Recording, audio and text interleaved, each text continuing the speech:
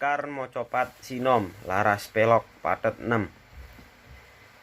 Nulodo laku utama tumrape wong tanah Jawi, wong agung ing ngeksi gondo panembahan Senopati. Kapati Amar Sudi sutoning hawalan nafsu, pinesu tapa brata tan api ing siang ratri,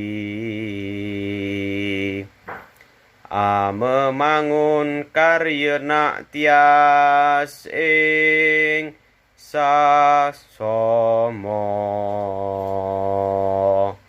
Matur suwun.